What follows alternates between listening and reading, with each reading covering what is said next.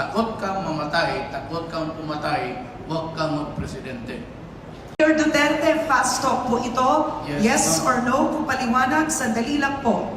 Magandang ehemplo ba kayo sa kabataan? Yes, Sa I restored public order in my city and everybody is safe.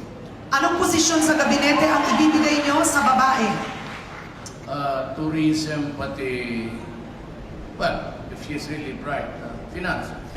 Name your top campaign contributor. Sino siya? Nasa bukid, ma'am. Anong pangalan, sir? Emilio Ginaldo. Sabi niyo po, you cannot be a president if you cannot kill.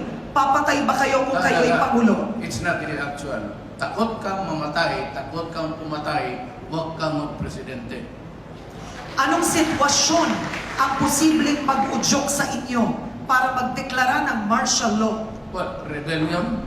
Lawless